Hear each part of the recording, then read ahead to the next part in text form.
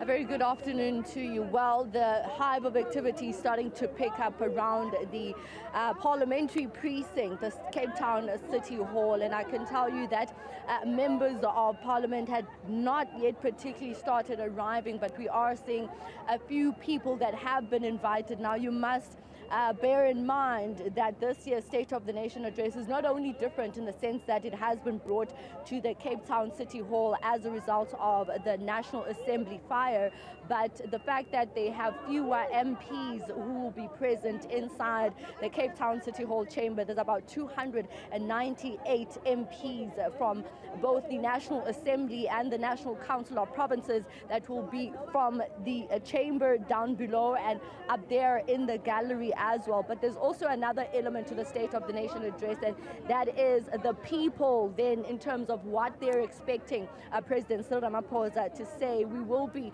speaking to those MPs when they start arriving from around 4 p.m. But right now I can tell you that there are scores of people who are here for various reasons. Other people are marching for different issues that they want the president to speak to, and I just want to then bring in these individuals and hone in to exactly what brings them here, and perhaps whether you're hoping that the president will be able to address some of the issues that you are protesting for this afternoon.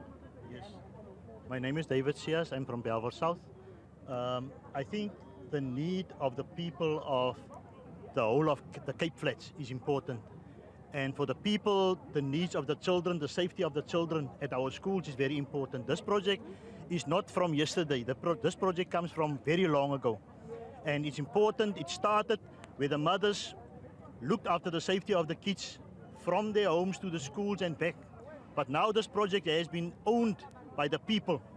So we need the president to put pressure or to speak at least to the mayor of this area.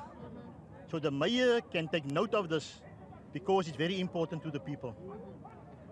Talk to us about how the situation is on the ground in terms of how the safety of children is literally in your communities.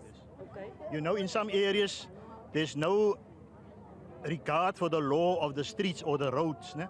So people are just moving in especially the taxis in our areas. So since the walking bus has taken over the role of, or the responsibility of the kids, there has been no, how can I say it, it is no serious injuries to the kids. Even there was not any, what do you call it now, children that gone missing. And you know, so it's very important that the president also look into this.